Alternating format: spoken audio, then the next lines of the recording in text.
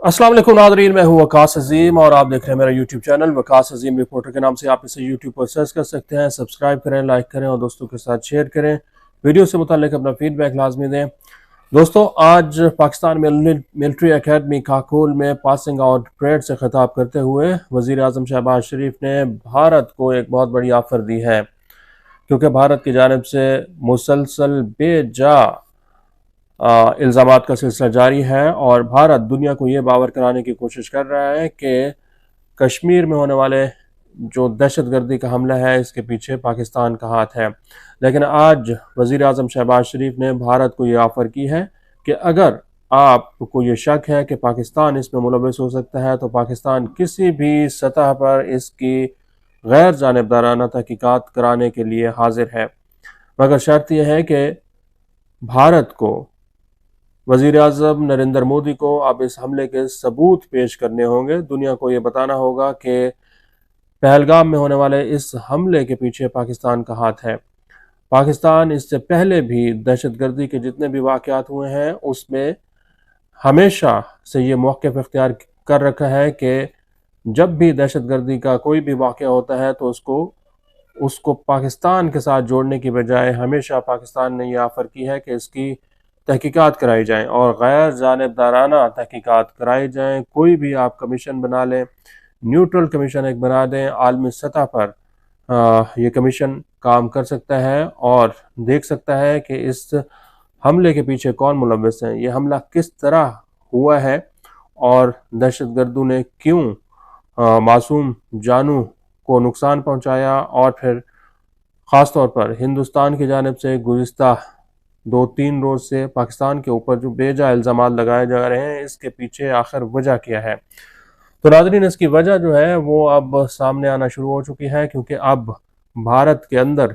Reports ऐसी मंजर आम पर आना शुरू हो चुकी हैं जिसमें ये बताया जा रहा है कि पहलगाम में होने वाले इस हमले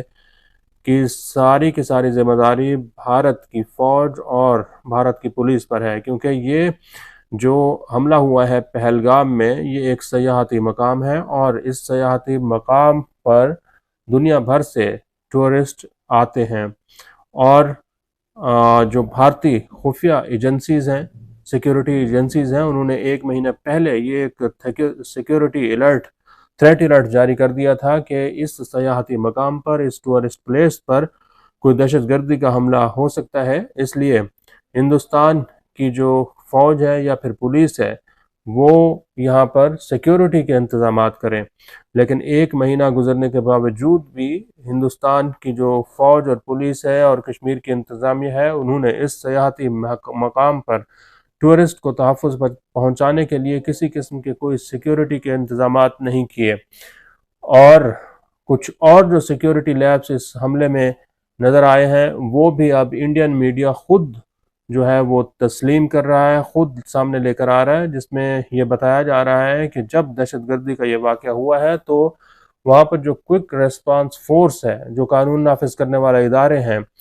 जो पुलिस है, उसकी ज़िम्मेदारी थी कि वो वहाँ पर जाकर दहशतगर्दों का मुकाबला करते। लेकिन उनका जो रेस्पॉन्स था, उनका जो रद्द अमल था इस दहशतगर्दी के हमले के वक्त, वो बहुत ही सुस्त था और 40 से 45 मिनट लगे हैं वहाँ की जो मकामी पुलिस है उसको इस जगह पर पहुँचने के लिए, क्योंकि ये जो टूरिस्ट प्लेस है नाज़रीन, ये कश्मीर की एक खूबसूरत वादी में वाक़ है और यहाँ पर ना तो कोई गाड़ी जाती है, ना कार जाती है, ना मोटरसाइकिल जाती है। यहाँ पर आपको आम तौर पर पैदल सफ़र करके इस सयाहती मकाम पर पहुँचना होता है। तो जो सियासी जमातें हैं उन्होंने भी अब ये सवालात उठाना शुरू कर दिए हैं कि आखिर जो 7 लाख फ़ौज है हिंदुस्तान की कश्मीर के अंदर मौजूद है, उनसे एक सयाहती मकाम, एक टूरिस्ट प्लेस जो है उसकी हिफाजत नहीं हो सकती, तो फिर पूरे कश्मीर की हिफाजत और पूरे कश्मीर की जो सिक्योरिटी है वो कैसे हिंदुस्तान की फ़ौज जो है वो कर रही है। जो हिंदुस्तान की सियासी जमातें हैं वो मोदी सरकार को ख़बरदार कर रही हैं कि किसी किस्म का एडवेंचर करने की ज़रूरत नहीं है। पाकिस्तान जो है वो इस वक्त भरपूर जवाबी कार्रवाई कर सकता है और पाकिस्तान जो है वो किसी भी जगह पर खामोश नहीं रह सकेगा। اگر ہندوستان نے پاکستان پر حملہ کرنے کی کوشش کی تو پاکستان کو جو جواب ہے وہ انتہائی خطرناک ہو سکتا ہے۔ پاکستان اور بھارت دونوں نیوکلیئر پاورز ہیں، لیکن پاکستان کی جو فوج ہے وہ اس وقت بھارت کو منہ توڑ جواب دینے کی صلاحیت رکھتی ہے۔ کانگریس کے رہنما مودی کو خبردار کر رہے ہیں، اور جو دیگر چھوٹی چھوٹی جماعتیں ہیں ان کے رہنما بھی مودی سرکار کو اس بات سے خبردار کر رہے ہیں کہ آپ نے پاکستان کے اوپر الزامات لگا دیے ہیں، لیکن جو سیکیورٹی کی ذمہ داری تھی وہ ہندوستان کی فوج اور ہندوستان کی پولیس کی تھی۔ ان کو دیکھا جائے، ان کو جانچا جائے، سیکیورٹی کے اوپر ریوزٹ کیا جائے، اور جو دہشت گردی کے اس طرح کے واقعات ہو رہے ہیں ان کو روکنے کے لیے ایک حکمت عملی بنائی جائے۔ اس وقت ناظرین آپ جانتے ہیں کہ کشمیر میں ہندوستانی فورسز جو ہیں وہ ایک چھاپہ مار کارروائیاں کر رہی ہیں۔ کوئی 2000 سے زیادہ کشمیریوں کو گرفتار کیا گیا ہے، اور دہشت گردوں کی لسٹیں بنائی جا رہی ہیں، اور جن دہشت گردوں نے پہلگام میں یہ واقعہ کیا ہے ان کے خاکے بھی جاری کیے گئے ہیں، جس میں یہ بتایا جا رہا ہے کہ یہ جو 3-4 دہشت گردوں نے یہ کارروائی کی ہے، یہ اسی کشمیر کے اندر جو ہیں وہ کافی عرصے سے دہشت گردی کی کارروائیوں میں ملوث رہے ہیں، اور ان کا پورا ریکارڈ جو ہے کشمیر کی انتظامیہ، کشمیر کی پولیس اور ہندوستانی فورسز کے پاس موجود ہے، لیکن اس کے باوجود ان دہشت گردوں کو پکڑا نہیں گیا، ان دہشت گردوں کو روکا نہیں گیا۔ تو ساری کی ساری جو ذمہ داری ہے وہ ناظرین ہندوستان کی فورس اور ہندوستان کی فوج اور جو پولیس ہے اس کے اوپر عائد ہوتی ہے۔ کچھ لوگ ہندوستان کے اندر بیٹھ کر جنگ کو بڑھاوا دینے کی کوشش کر رہے ہیں اور یہ کہہ رہے ہیں کہ پاکستان کے اوپر حملہ کر دیا جائے، لیکن آج army chief general Asim Munir نے بھی پی ایم اے کاکول میں جب خطاب کیا ہے تو اس میں بھی ہندوستان کو خبردار کیا ہے کہ کشمیر کے اوپر کسی قسم کا کوئی سودا نہیں کیا جائے گا۔ پاکستان کی فوج جو ہے وہ ہر وقت تیار رہے، کسی بھی